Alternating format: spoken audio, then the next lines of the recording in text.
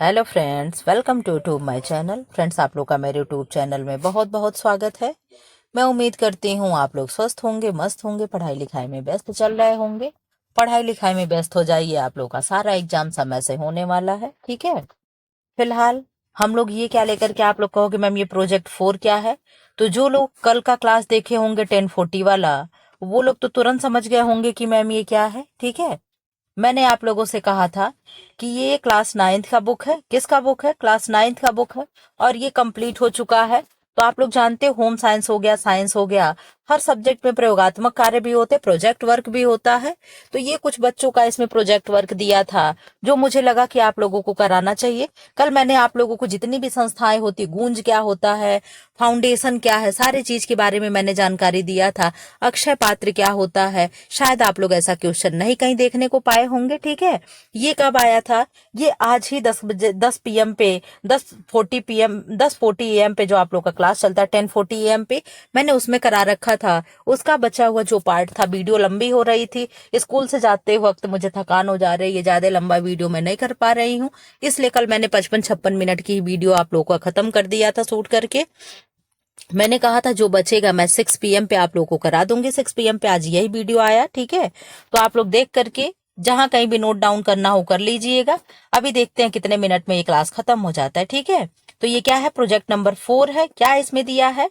दर्जी से कपड़े विषय एकत्र करना, वनस्पत जन्य, प्राकृतिक जन्य, प्राणी जन्य, कृत्रिम तंतु का तात्कालिक बद्ध करना। ठीक है। फिलहाल एक बात और है, जो लोग नए हैं चैनल को सब्सक्राइब कर ले, बेल आइकन को प्रेस कर दे, ताकि जब भी वीडियो अपलोड हो ताकि आपको नोटिफिकेशन मिलता रहे। इसी तरीके का महत्वपूर्ण वीडियो पाने के लिए आप मेरे चैनल को सब्सक्राइब कर सकते हैं। ठीक है।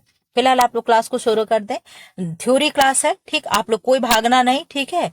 कपड़ों के तंतु का अर्थ क्या है? वस्त्रों के निर्माण में प्रयुक्त होने वाली सामग्री की सबसे छोटी इकाई को कपड़े का तंतु अथवा रेशा यानी फाइबर्स कहा जाता है। ठीक है। विभिन्न तंतुओं को एक साथ मिलाकर विभिन्न क्रियाओं के माध्यम से धागा तैयार किया जाता है तथा अनेक धागों को एक साथ मिलाकर बुनाई प्रक्रिया द्वारा वस्त्रों का निर्माण किया जाता है। ठीक है। वस्त्रों के गुण, लंबाई, आकार, मजबूती इत्यादि विशेषताएं तंतु पर ही निर्भर करती हैं। तंतुओं की प्राप्ति के स्रोतों के आधार पर तंतु को निम्न 2 वर्गों में वर्गीकृत किया गया है। प्राकृतिक जन्य अथवा प्राकृतिक जन्य अथवा प्राकृतिक तंतु। ठीक है। अथवा लगा दिया जाता है तो उसी का 2 नाम हो जाता है। ठीक है। जैसे घर का आप मान लीजिए कुछ और होगा नाम, सर्टिफिकेट वाला कुछ नाम और चल रहा होगा, इसी तरीके से इन्हें 2 प्रकार से प्राप्त किया जाता है। एक तो वनस्पति जन्य तंतु है और दूसरा क्या है? प्राणी जन्य तंतु है। और दूसरे नंबर पे क्या है? कृत्रिम तंतु यानी आर्टिफिशियल फाइबर। यहाँ पे देख लो, उसे वर्गीकृत किया गया है डायग्राम में बना करके। जब आप मेंस लिखोगे और ऐसे पूछेगा तो आपको इस तरीके से चार्ट बना देना है, और इस चार्ट कर को ही देख करके एग्जामिनर को ये लगेगा कि आपको बहुत कुछ आ रहा है। ठीक है। तो इस आपके चार्ट को मैं बताऊंगी जब एग्जाम आएगा, पहले आप लोग प्री क्वालिफाई कर लो, प्री का एग्जाम हो जाए, फिर मैं मेंस में बताऊंगी कि कैसे कैसे क्या प्रयोग करते हैं, कहाँ पे किस तरीके से चार्ट बना करके ट्री फ्लो में लिख देते हैं, कैसे कैसे लिख करके अपनी बातों को समझा दिया जाता है, ताकि कम समय में ज्यादा से ज्यादा बातें समझ में आ जाए। ये तरीका मैं आप लोग को सिखाऊंगी। फिलहाल आप लोग मेरे साथ बने रहिएगा। ठीक है। तो यहाँ क्या है? प्राकृतिक जन्य तंतु है और कृत्रिम तंतु है। प्राकृतिक जन्य तंतु में क्या क्या आएगा? वनस्पति जन्य तंतु, प्राणीज जन्य तंतु और खनिज तंतु। ठीक है। वनस्पति में क्या होगा? एक तो बीज वाले रेशे होते हैं, तने होते हैं, और दूसरा तने वाले रेशे होते हैं। तो बीज वाले में क्या होता है? आप कह रहे हो मैम बीज वाले में कपास होता है। केवल इसमें चूंकि क्लास 9th का बुक है इसलिए केवल एक दे रहा है, लेकिन हम लोग तो जानते हैं ना कि सीड वाले फाइबर कौन कौन से होते हैं। तो कॉटन एंड कॉपोक होते हैं। ठीक है। तने वाले तंतु क्या हो गया? जूट हो गया, लीलेन हो गया, हेम्प हो गया और कोयार हो गया। ये सब किसके होते हैं? तो ये सब तने वाले यानी बास्ट फाइबर होते हैं। अब प्राणीज जन्य कौन से हैं? तो आप लोग जानते हो प्राणीज जन्य रेशे भी 2 होते हैं। एक क्या होता है? पहला ऊन फाइबर हो गया और दूसरा क्या हो गया? सिल्क फाइबर हो गया। ठीक है। अब खनिज वाले में क्या दे रहा है? खनिज वाले में तो कुछ नहीं दे रहा, लेकिन मैं बताऊंगी खनिज वाले में क्या है। 9th का बुक है, इसमें बहुत विस्तार से नहीं दिया हुआ है। खनिज वाले में आप लोग जानते हो गोल्ड हो गया, सिल्वर हो गया, एस्बेस्टास हो गया, और क्या हो गया, ग्लास हो गया। ग्लास यानी फाइबर हो, ग्लास फाइबर, जिसका हम लोग कर्टन वगैरह, पर्दे वगैरह ऑफिस में बने होते हैं, वो ग्लास फाइबर के ही बनते हैं। ठीक है। कृत्रिम तंतु में आप लोग देख लो, कृत्रिम में भी दो तरीके से बनता है। एक रासायनिक विधि द्वारा निर्मित तंतु यानी केमिकल प्रोसेस के द्वारा। तो केमिकल प्रोसेस में क्या होगा, डेक्रोन होगा, नायलॉन होगा, आर्लॉन होगा, एक्रिलॉन होगा। ठीक है। यांत्रिक विधि द्वारा निर्मित तंतु क्या है, रेयॉन है। क्या है, रेयॉन है। ठीक है। तो इस तरीके से अभी मैं आप लोग को और भी 1 सेकंड का आप लोग टाइम दीजिएगा। ठीक, वहां से कोरिलेट करने में, जाने में मुझे देखने में समय लग रहा है। ये मैं करा चुकी थी आप लोगों को। ठीक है। अभी मैं करा दूंगी सारा जो भी बचा। हाँ, अब यहाँ आ जाओ। प्राकृतिक वनस्पति जन्य तंतु की विशेषताएं क्या है, ये विशेषता से हम लोग को क्वेश्चन मिलेगा, इसलिए मैं आप लोगों को करा रही हूँ। ये सारी चीजें बहुत ही आप लोगों के लिए हेल्पफुल होगा। नंबर 1 क्या है, इन तंतुओं को प्राकृतिक वनस्पति से प्राप्त किया जाता है। ठीक। नंबर 2 क्या है, इन तंतुओं का संगठन कार्बनिक होता है। ठीक, किसका, जितने भी प्राकृतिक तंतु होंगे उनका संगठन कैसा होगा, कार्बनिक होगा, तथा इनका अधिकांश भाग सेलुलोज से निर्मित होता है, जिस कारण इन्हें सेलुलोज तंतु भी कहा जाता है। क्या कहा जाता है, सेलुलोजिक फाइबर कहा जाता है या सेलुलोज तंतु कहा जाता है। इनमें कार्बन के अतिरिक्त हाइड्रोजन एवं ऑक्सीजन के अंश होता है। किसके अतिरिक्त, कार्बन के अतिरिक्त हाइड्रोजन एवं ऑक्सीजन के भी भाग होते हैं। नंबर 4 क्या है, ये तंतु क्षार से अप्रभावित होते हैं तथा अधिक सांद्र अम्ल इन तंतुओं को नष्ट कर देता है। मैं हमेशा आप लोगों को बताती हूँ, अगर कोई कॉटन का कपड़ा है, लीलन कपड़ा है, कोई भी नेचुरल फाइबर है, अगर उस पे आप नींबू का, प्रोटीन फाइबर छोड़ करके, नेचुरल में प्रोटीन भी है ना, लेकिन एनिमल यानी प्रोटीन फाइबर को छोड़ करके अगर किसी भी तंतु पे आप अगर कोई भी खट्टे चीजें, सिरका हो गया और नींबू हो गया, अगर ये सारी चीजें कोई भी अगर 2-3 दिन 4 दिन उस पे एक एक बूंद रस टपकाते रहो और फिर उसे धुलते रहोगे, देखोगे जहां पे रस गिरा होगा नींबू का, वहां से कपड़ा क्या होगा, आपका फटना शुरू हो जाएगा। ठीक है। तो अम्ल क्या है, अम्ल इस पे बुरा प्रभाव डालता है, लेकिन क्षार का इस पे कोई प्रभाव नहीं होता है। ठीक है। इन तंतुओं से आरामदायक व मुलायम कपड़े बनते हैं। ये तंतु बहुत जल्दी सिकुड़ते हैं। इन तंतुओं के जलने पर पीली लौ निकलती है तथा कागज के जलने जैसी गंध निकलती है। ये सब बहुत ही इंपॉर्टेंट क्वेश्चन है, आप लोग प्लीज कहीं नोट डाउन करके जरूर रख लीजिएगा। यही सारे क्वेश्चन घूम घूम करके बनते हैं, लेकिन यहाँ वन लाइनर है तो आपको लग रहा होगा कि क्या बेकार की चीजें करा रही हैं, तो ऐसा कुछ भी नहीं है। 8 का आंसर 8 क्या है, इनके जलने के बाद भूरे रंग की राख निकलती है। ठीक है, ग्रे कलर की, स्लेटी ग्रे कलर की।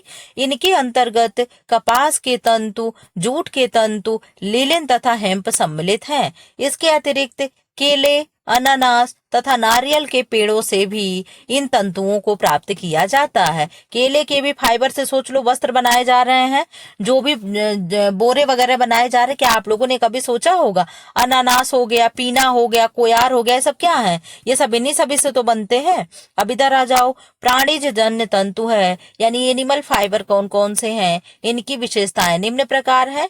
नंबर 1, ये तंतु प्राणियों एवं जंतुओं के शरीर से प्राप्त होते हैं। नंबर 2 क्या है, ये तंतु मुख्यतः प्रोटीन से निर्मित होते हैं, इसलिए इसलिए इन्हें प्रोटीन तंतु भी कहा जाता है।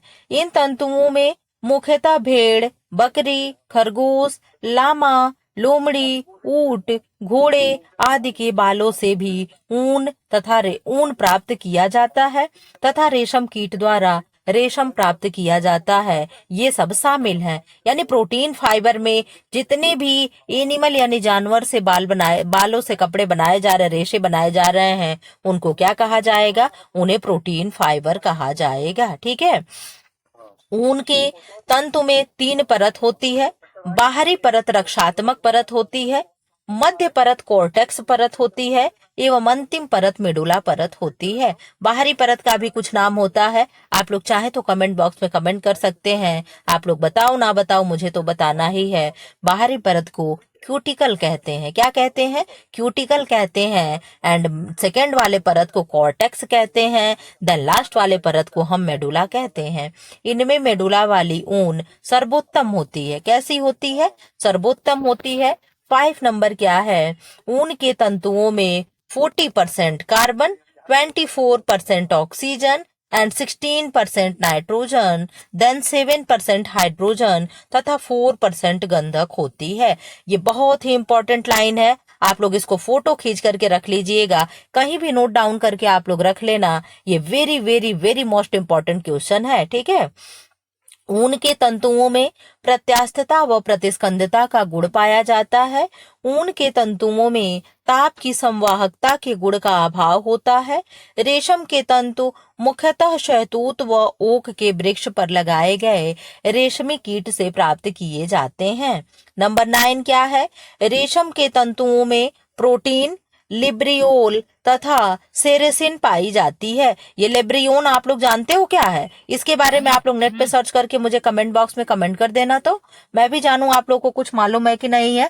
और ऐसे ये टर्मिनोलॉजी आपको नई देखने को मिली होगी, क्योंकि इस 9th की बुक में आप लोगों को ऐसे बहुत सी चीजें नए देखने को मिले होंगे जो शायद आप लोग कहीं पढ़ने को पाए होंगे, ठीक है। पेड क्लास वालों की मैं बात नहीं करती हूँ, पेड क्लास वाले हो सकता है कहीं से भी दे दिए हों, क्योंकि उन्हें पैसा कमाना है तो वो तो अपना हर कोशिश करते हैं कि अच्छी से अच्छी चीजें मिले। लेकिन मैं फ्री वालों के लिए कह रही हूँ, ऐसे यूट्यूब चैनल पे आपको ये सारी चीजें मुफ्त में कहीं नहीं मिली होगी, ठीक है। इसके अतिरिक्त इसमें कार्बन हो गया, हाइड्रोजन हो गया एंड ऑक्सीजन के परमाणु भी पाए जाते हैं। किसमें? तो शिल्क में, ठीक है। ये सारी चीजें आप नोट डाउन करके कहीं रखते चलिएगा, ना हो तो स्क्रीनशॉट लेते चले, ठीक है। इधर आ जाएं, कृत्रिम तंतु की अब हम लोग विशेषताएं पढ़ेंगे कि आर्टिफिशियल फाइबर की क्या विशेषताएं होती हैं। तो कृत्रिम तंतुओं का निर्माण यांत्रिक व रासायनिक विधियों द्वारा किया जाता है। नंबर 2 क्या है, कृत्रिम तंतुओं से तैयार वस्त्र प्रकृतिजन्य वनस्पतिजन्य तंतुओं से तैयार वस्त्रों से अधिक टिकाऊ एवं मजबूत होते हैं।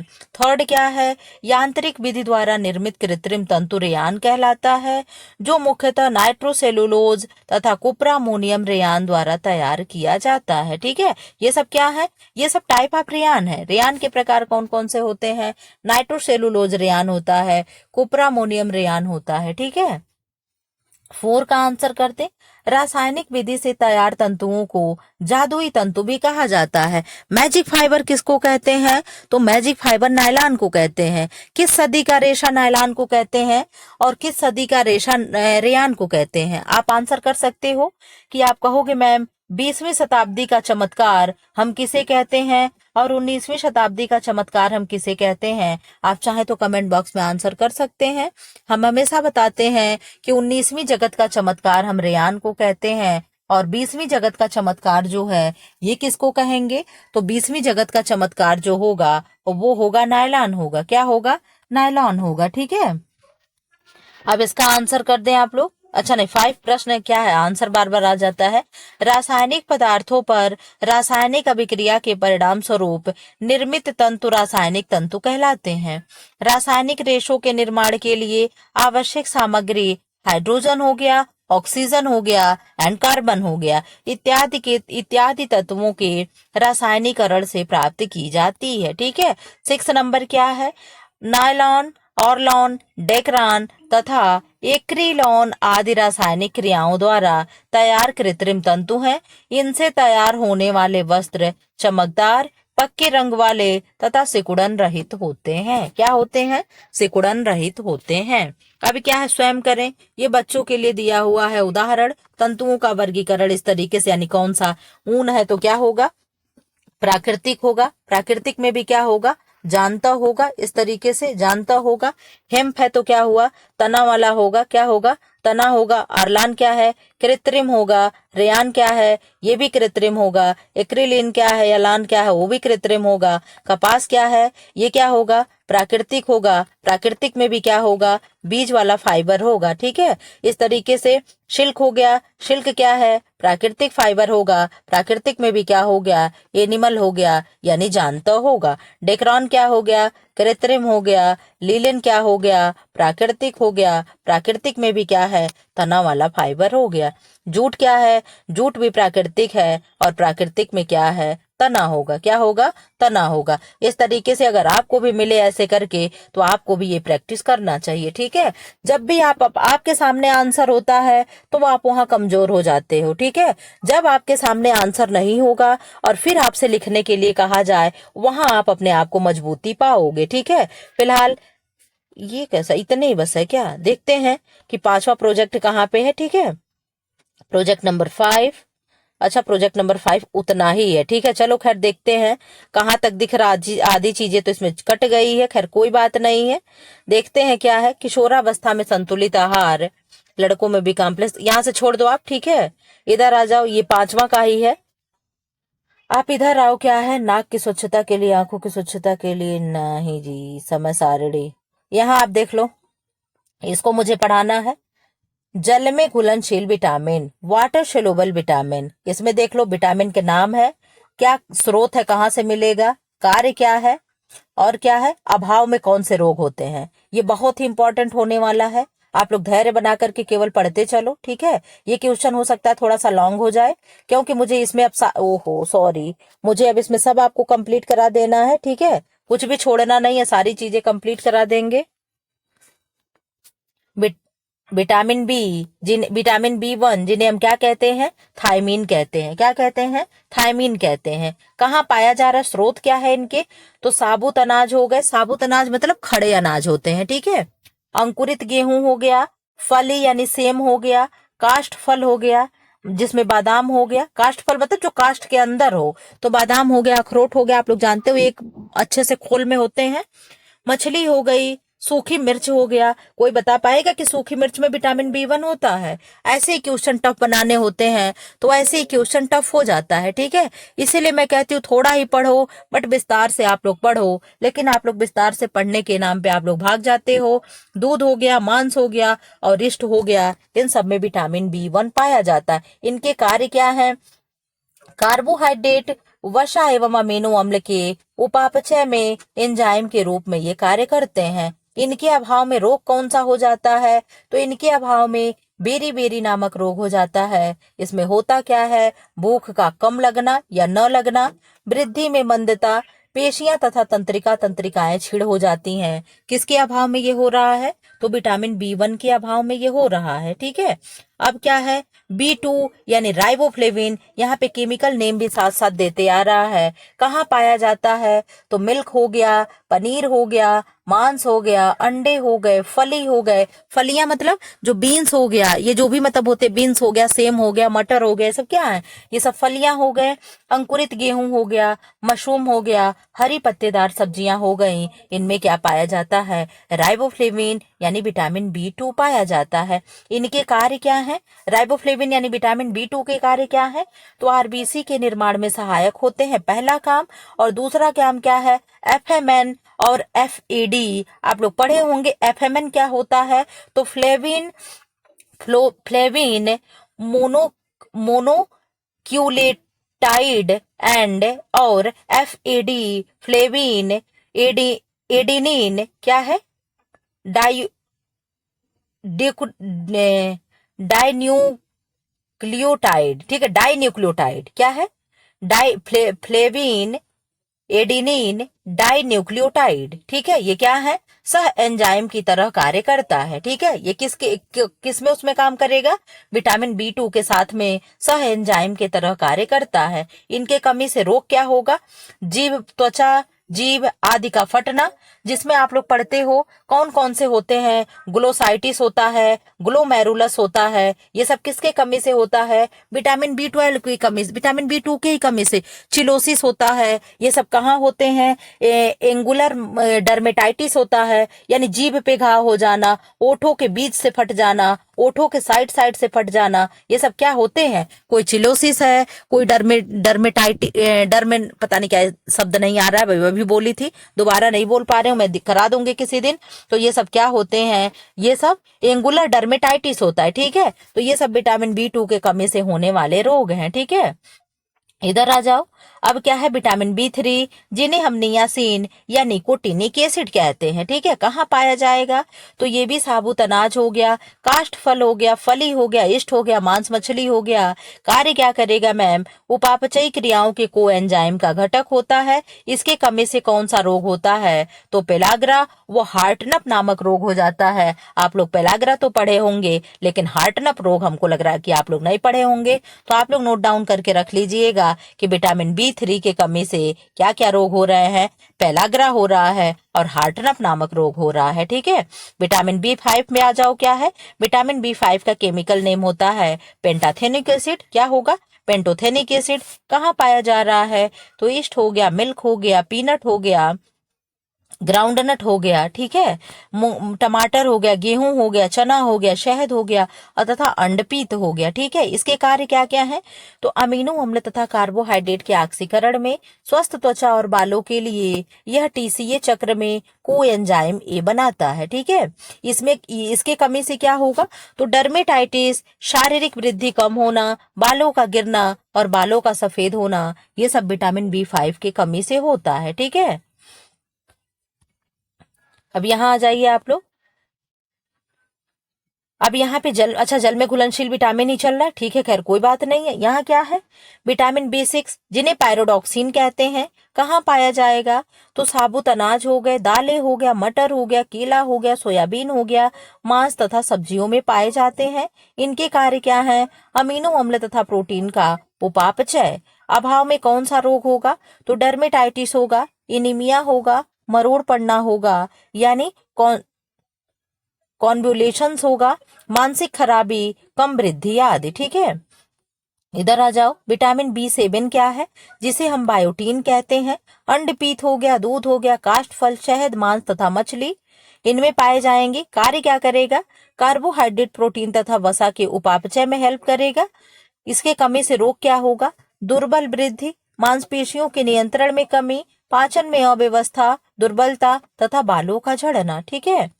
विटामिन B9 क्या है? जिन्हें हम फोलिक एसिड कहते हैं। हरे पत्तेदार सब्जियों में पाया जाएगा, सोयाबीन में, अंडे में, गुर्दे में, ईस्ट में इत्यादि में पाया जाता है। इसका कार्य क्या है? तो RBCs के निर्माण में आवश्यक होगा, भूख बढ़ाता है। इसके कमी से क्या होगा? तो इसके कमी से मेगालोब्लास्टिक एनीमिया होगा। विटामिन B9 के कमी से कौन सी एनीमिया होती है? तो मेगालोब्लास्टिक एनीमिया होता है, ठीक है।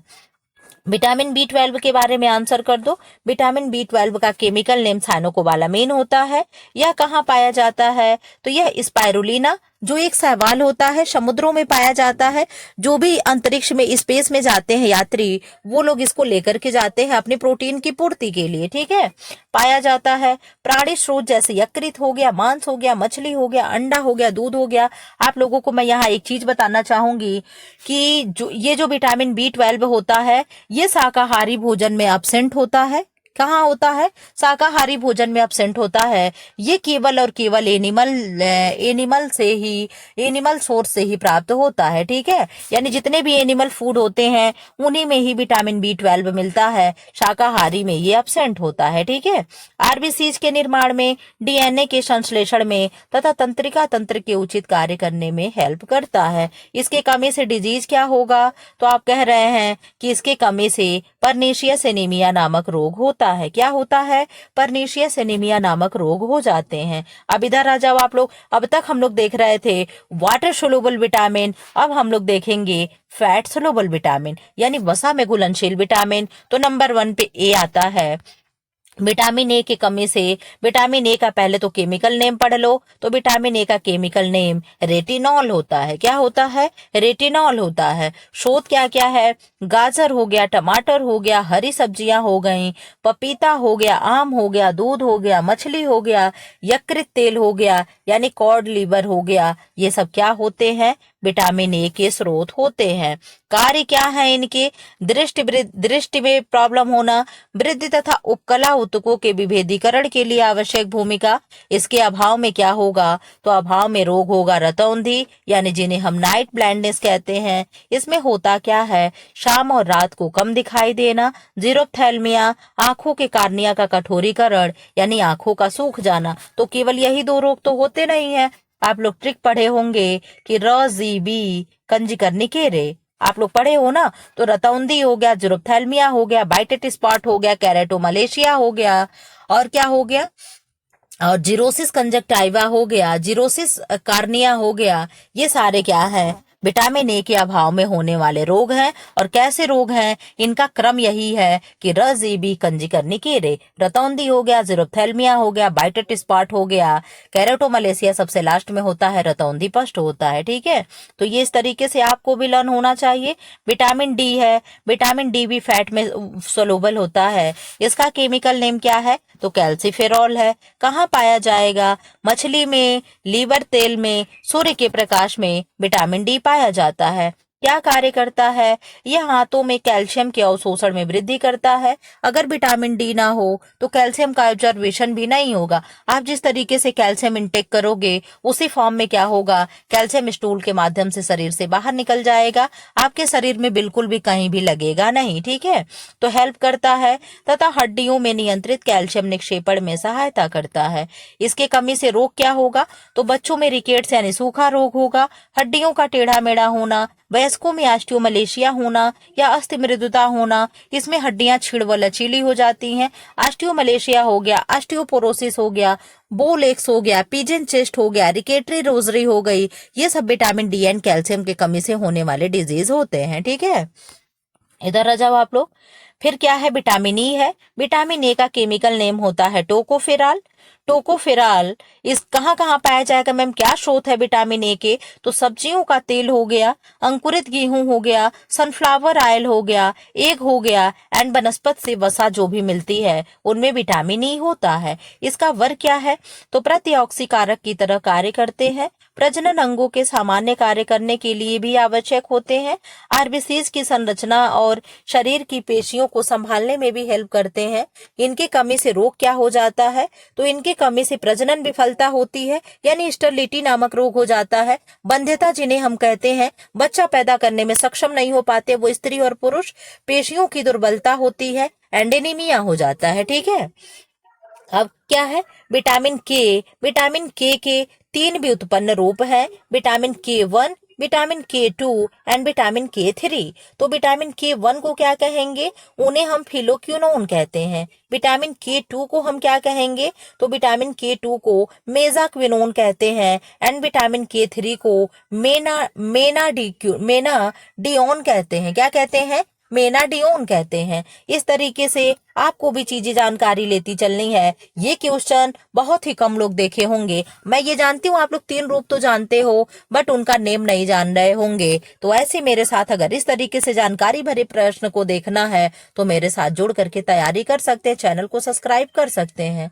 ठीक है, क्या होगा, कहाँ पाई जाएंगी, पत्तेदार सब्जियों में, अंकुरित गेहूं में, पनीर में, अंडा में, जो बड़ी आंत में उपस्थित बैक्टीरिया द्वारा विटामिन के का संश्लेषण किया जाता है। तो विटामिन के का संश्लेषण कहाँ होता है, हमारी बड़ी आंत में जो बैक्टीरिया होते हैं वो भी क्या करते हैं, विटामिन के संश्लेषण में हेल्प करते हैं।